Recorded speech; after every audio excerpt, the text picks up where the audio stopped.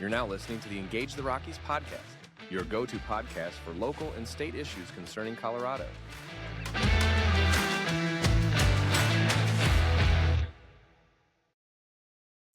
Hello, Rockies. This is Sarah Jane Maroney, your host for Engage the Rockies, your go-to podcast concerning local and state issues for Colorado.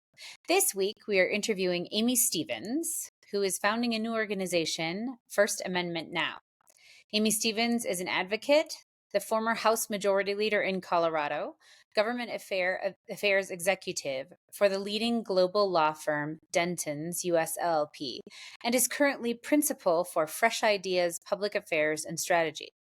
She recently worked at the Administration for Children and Families in Washington, D.C. as a political appointee, serving as a senior advisor with a portfolio that covered foster adoption, child welfare, runaway and homeless youth, youth risk behaviors, and human trafficking. In Colorado, Amy worked on bullying, autism, school safety, and health insurance issues. Her experience in dealing with her own son Nick's learning issues gave her a unique perspective on the frustrations that parents face when they feel there is no help and no answers. Amy is married to Ron Stevens, and their one son Nick is married and an attorney on the East Coast. We welcome her and appreciate hearing about FAN. Hello, Rockies. This is Sarah Jane Maroney, your host, and we're welcoming Amy Stevens. Amy, thanks for being here. Hey, thank you. So, you're going to be launching a new organization, or in the throes of this. Yes. And it's related to the First Amendment. Is that correct? Yes, it is. It's called First Amendment Now. And actually, we are an up and running 501c3 organization. And we are in partnership with the law firm of First and 14th, which is here in Colorado Springs, under the leadership of Andrew Nussbaum, who's quite a well-known First Amendment attorney. So I wonder if it'd be okay if I just went ahead and read what the First Amendment. Oftentimes we throw these numbers out and don't know necessarily what we're talking about. Okay, so I'm going to actually read this. Congress shall make no law respecting an establishment of religion or prohibiting the free exercise thereof, or abridging the freedom of speech or of the press, or of the right of the people peaceably to assemble and to petition the government for a redress of grievances. So that's actually the First Amendment. So talk me through that a little bit. Well, you know, when we talk about our First Amendment rights, and of course, our freedom of speech, our freedom of religion, the freedom of the press, the freedom of the right to assemble, you know, it's so strange. I just returned from a conference in Phoenix. You might be familiar with Charlie Kirk and the Turning Point USA, and the amazing work that youth across America did in terms of getting out the vote. I wanted to see it firsthand. I've met Charlie. I was at a dinner and sitting next to him, and I was so intrigued with what he was talking about on First Amendment issues on campus, young men that are really getting engaged. I mean, I thought the whole thing was really incredible. And so when the opportunity arose this past weekend to go to Phoenix and see actually what it was, there were over 20,000 people there, 20,000. It was really quite unbelievable. But the issue of First Amendment and how under these past 4 years, literally how our government itself, in cahoots with social media, has attempted to, you know, deplatform people, cancel their way of income, kick them off, you know, whether it's YouTube, Facebook, you know, all of them, in terms of, I don't want to call them Main Street tech, but probably so, until Elon Musk bought Twitter and it became X, which really then exploded. It's the number one social media platform. It really, we've all been suffering from the inability to speak, the inability to have free speech. Now, what motivated First Amendment Now to get started, there were 3 people, myself, I'm former representative, a former state representative. I've lived in Colorado 32 years. Thank you for your ran service. for the legislature and representing Air Force Academy, and Monument and Northern Colorado Springs. Now, that's kind of changed over time, right? Sure. But Lots of redistricting. I also was the last Republican House Majority Leader Colorado has had. So, and the interesting thing about getting out to vote is that seat, our majority came at one seat, literally like probably 300 votes. I mean, your vote matters. So anyway, then Tim Geithner ran for my seat years later. And another gentleman that I served with, former Senator Mark Hillman, the three of us were watching. I watched the legislature. I keep an eye on what's going on, having been in the legislature, right? And I began to notice, and I saw this actually a few years ago, and it is this concept that if you and I disagree, well, then you're hateful. If you and I disagree and we don't see eye to eye, well, you're a hater. I mean, it's you. You're a hater. And I began to see at the Capitol, of course, as things get more, divisive, people, D's and R's start to pull away. Now, when I served, you could work with, or at least you could speak with. We may agree to disagree, and we may have vehement disagreements, right? This is what it's all about when you're up there. But what I began to see is this idea that if we disagree, then I have to shut you down. And both Mark, Senator Hillman, and former Rep Tim Geithner, who actually became assistant minority leader, we all began to see this happening on the House floor. We began to see instances, particularly in the last 2 years, where, for example, the former Representative Don Wilson was my representative at the Capitol.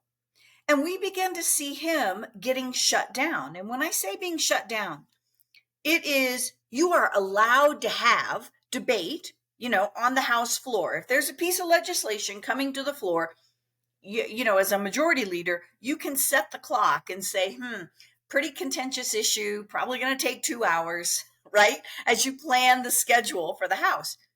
We began to see that when people would get up, the controlling party, let's call it ruling party, in this case, Democratic Party, you have someone who moderates the debate. And we begin to see Don Wilson and others getting gavelled down. When I say gavel down, I mean the gavel. Sorry, Representative, you can't say that. You can't say that. You can't. And we begin to go, whoa, wait a minute. This guy is talking about a bill, let's just say on abortion, and he brings up, and he mentions Planned Parenthood, they do abortions, okay, was getting gavelled down.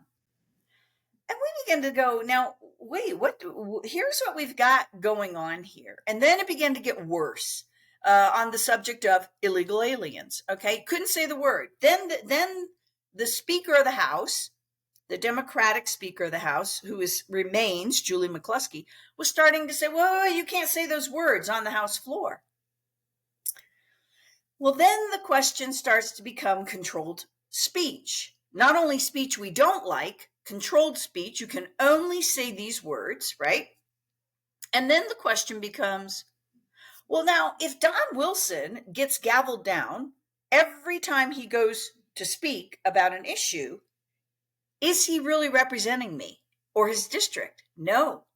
Or is Don himself getting free speech rights as he should be on the House floor? So this is our legislative deliberative body.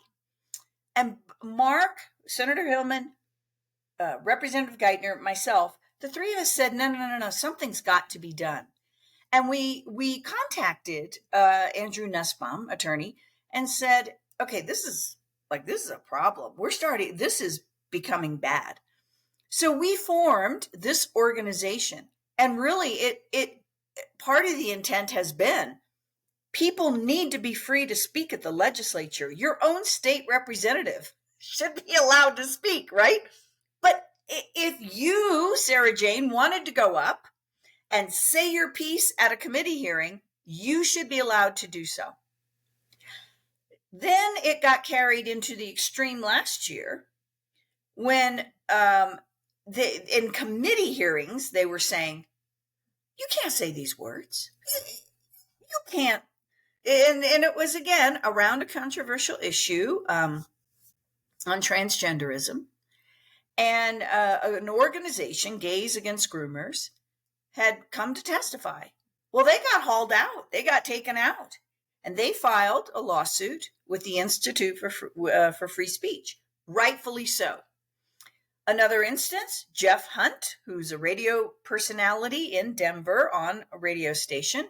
Jeff Hunt went to go, he was going to testify on a bill, but he was wearing a pro-life sweatshirt. And he was in the Senate gallery, and he's, tapped by the guard at the door and said, no, you got to go. See, you can't wear that. You can't wear. Jeff said, I absolutely can. You had students in here with gun control on their t-shirts, and you allowed them to sit in the Senate gallery. But now, let me get this right. You're telling me because I have a pro-life sweatshirt on, I've got to go. And he pretty much said, yeah. Well, Jeff called the organization FIRE for freedom of expression, right? FIRE wrote a note, and they said, oh, goodness, well, I guess we better change those rules. You see, this kind of stuff goes on every day, and literally for everyday Americans. But the idea that it also goes on at the Capitol, where you are supposed to be able to freely go and represent me, the people that send you there, I elect you there, that is a whole other, that's become really bad. And that was the reason. That was kind of the motivation. Do you know when the rules, because every time I've testified at the Capitol, and I have done so many times, we were always told that you couldn't wear any like one side or the other t-shirts, pro or against, no matter what. But, as you point out, in Jeff Hunt's lawsuit, it's because others were allowed to wear t-shirts stating one particular position. But do you know when those rules were transcended or changed? I think they were a few years ago. The ruling party has the right to change rules. Mm-hmm. And so I have a problem with the whole, listen, if you're at a committee hearing and you want to wear vaccination for all, or vaccinations for none, or whatever that may be, right? I think you should be allowed to wear it. You're up there, you're testifying. Or if you had, let's just say that you as a group had a button that you wanted to wear on your lapel, you all are up to testify. And, let's say it's all with babies or whatever. You should be able to do that. Okay. I don't agree. I don't agree. I think in a freedom of expression, or if you said, Satanist rule, you know what I'm saying?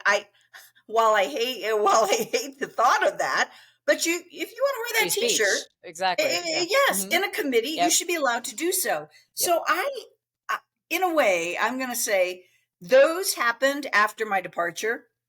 We know that. And we also know that the rules of the House started to move into what you couldn't say. Now, the rules of the House and the Senate require a respect when we talk about respectful. In other words, you're not to individually say, I can't say on the House floor to you, Sarah Jane, gosh, Sarah Jane, what an idiot. That was just an idiotic thing Sarah Jane just said. Sure. I can't. You can disagree with another representative and say, I vehemently disagree with this. So you could say, well, I disagree with Sarah Jane. And here's why. Representing, let's just say, I represent the area of Northern Colorado Springs, and this is where my constituency feels, right? There's always an interesting saying, vote your district or someone's going to vote it for you. Right? And so I really, this has been not just in Colorado. Again, people that show up to their town hall meeting, their city council meeting, their county commissioner meeting. They wanted to bring a flag. I think you heard the story. Some guy got hauled out. Some local town council said, "Nope, can't have flags. Can't wear any of this. Can't put the flag on your, on your lapel or whatever." And again, free speech groups were contacted, and they said, "No, they actually can. They can do that." Now, look, I may not like, I've been in many a committee meeting where people are unhinged or out of control. I you have to, that's not an easy job. I'm sure you've been in meetings where you see that. But at the end of the day, at a committee hearing, at least people are able to speak to a piece of legislation for or against, and you get 3 minutes and you say why. Well, sometimes you don't get 3 minutes No, because the committee leader as can we've choose seen to. many a time when it's, for example, on the issue of Second Amendment rights, right? And thousands show up, and then they'll go, "Well, you get a minute," and you've driven 3 hours to get a minute, or you've driven, these are the games and the kind of things that happen. You know, how on crowd control, it's a tough thing, or you may get 2 minutes, right? Or they'll line up everybody who's, here's another one. If you're for, we're going to have 4 up that are for the bill, and then the next 4 are against the bill, and you go boop, boop, boop. Sometimes you have to try to make it go that way, but either way, there is a decorum or a process by which you get your voice heard. And you can do that through email, right? You can show up in person. But what we're seeing now is a very different thing. What we're in Colorado, and I think across the US, because I read the stories, is that if you and I disagree, then it becomes you're the hater. Then it becomes hate. And, hate as defined by who, but apparently by the ruling party, okay, so to speak. Then we're going to tell you those words because if you say the word transgender, that's hateful, right? Or if I say, if you're a man trying to pose as a girl to be in sports, and I say your name, or dead naming, this is what I think got gays against groomers kicked out. Again, all these things around speech, we felt there had to be some sanity at the Capitol, and sanity for people in any walk that go before their legislative body to be able to say their piece. Sure. And this is what motivated us to start. Okay. And so you're hoping to see some of the laws changes, court cases, hearings that will overturn various things? Yes, or we believe so. I also think that what happened with Jeff Hunt at the Capitol in terms of wearing a sweatshirt, I think those kind of things, hopefully, and again, you have to stay vigilant. You have to be vigilant on this. My hope is that when we send someone to the Capitol that is speaking, that I elected to speak for me, that they're actually allowed to speak what they believe and where their constituents are, because that's very important. And so I really, truly, I think these are lawsuits that are coming down the pike. I know it's of great concern to our minority, the House minority and Senate minority. It's a deep concern. So you will be launching a website very soon. What can your average citizen do in terms of getting involved? Obviously, you're a 501c3, so they could donate. What other things could your average citizen that's concerned about this, that is interested in participating, what can they do? I think reporting, listen, Jeff Hunt is on the radio, so he has an auto platform. But I think being able to bring these things up so that we know, right? So, you get some representation. There's a middleman, at least, who can say, okay, here are some things that can be done now. And by the way, very often it's not a lawsuit that actually has to take place, although there is an absolute place for that. Sometimes it's a letter saying, hello, you violated this. I'll take the town of Monument, which is only where I live and maybe just up the road from you, or in part of northern Colorado Springs. Monument, and they're not the only one. They've virtually outlawed political free speech in Monument. They're due for a big old lawsuit, I believe.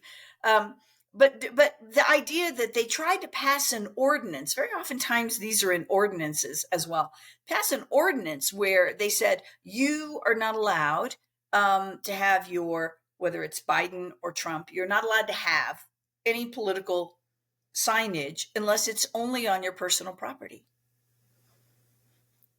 So how are people to know, for example, if you and I have a ballot initiative and I've not even, let's just say I didn't pay attention or I haven't heard about it. If I'm driving down the road and I see a no on 6A, right? Very oftentimes you'll be going, I wonder what 6A is. Right? And then you can find out about that, right? Not right now. And here's where this becomes. I thought there were Colorado state laws that said, and there are very specific things, but like you can be on public thoroughfares, but not blocking another sign, or there are little regulations. Well, the town of Monument has tried to say, oh, well, this is a safety issue. So you've had signs in thoroughways, and you go, well, how many accidents have we actually had? Well, they can't tell you. How many accidents happened in a roundabout because a big sign was there? Can't tell you. We've watched smaller towns or townships really abuse power. Really, this is where you get a lot of these kind of things happening. They think they're gods. And so, they create these crazy and really anti-First Amendment ordinances and then say, well, we dare you, little guy, we dare you to sue us. And this is where we believe on groundwork and ground game, we help organizations like an Alliance Defending Freedom, right? Alliance Defending Freedom is huge, but getting a case taken is not an easy thing. But you can actually say, hey, in this case, you don't just have Monument, you have this other township. They thought they'd jump on board, and there's a move on this. There's a move towards this. We just think I think that's important. I think it's important to be able to file amicus briefs in support. Let's say Jeff Hunt. Could you explain a little bit about what that is? Yes. An amicus brief is when you go to court and you are, let's say an organization like Alliance Defending Freedom has filed a lawsuit. Then you can file a brief supporting their reason for going to court. You can say, we too see this. We too believe, I'm going to take Jeff Hunt, I'm going to take the issue. We too believe free expression should be allowed. It has been allowed, let's say, in the House. We too agree. We agree, and we agree along these lines. I think that's important. I think we're able to do that. What I saw was so interesting. I told you in Phoenix this past weekend with Turning Point USA, 20,000 people. But from the stage, there were a number of stories. Particularly, I remember a pastor saying he went to just go help someone to be able to make their case and say their piece. And he was banned from being at the meeting. These kind of things, and this was in North Carolina, these things are extreme. This is not how we create a civil society. And we just believe that Colorado under this kind of blue domination, which I hope will turn. We believe that you have to be vigilant about keeping your free speech rights. And if you're told by an authority, no, you're not allowed to do that, you need to look into it. And you need to actually be able to say, well, actually, we can. And actually, you're wrong. And actually, here's why. And so this is why we created First Amendment Now. And we believe along, the law firm of First and 14th is an excellent, they're a great law firm, and they represent also many religious liberties, people whose religious liberties are being trod on. The other thing I was going to say, and it's kind of this reverse, I don't know if you remember during the Colorado Republican Party convention that was held, there was a reporter kicked out. She had covered, I guess, and was told, well, we don't like you, and we don't agree. And that might be very well true. When I was majority leader, I knew people that did not report fairly, and I would tell them to their face, like, I don't really need to speak to you. You don't report fairly. And so they would, what? But you can say those things, but at the same time, this woman was kicked out. And I think she probably had a very good case to be able to say, well, wait a minute, I represent this press group. I should be allowed to be here. And so I think we are still finding our way, even, it's swung one way. And all of this these oppressive things online that have taken place. I think even my own pastor was thrown into a timeout by YouTube. You have to challenge those things. And I believe in this upcoming administration, all of those things are going to be challenged, but they have to be challenged as well, state by state. And I think that's important. And there should be a ground game or a ground organization where you can report these things and figure out how best, A, were your rights violated, and B, is this a case that might be good for an alliance or for a fire? And I think we're at that time where that must happen. Well, Amy, we look forward to seeing what FAN is going to do, and hopefully we'll speak to you again once you've made some headway in Colorado, and really appreciate your time. Yes, thank you. And thank you for Engage. Boy, we really appreciate what Engage is doing, and just appreciate everything you guys are about. We're thrilled you're in Colorado, and I look for good things from you too. Awesome. Thanks so much. Thank you.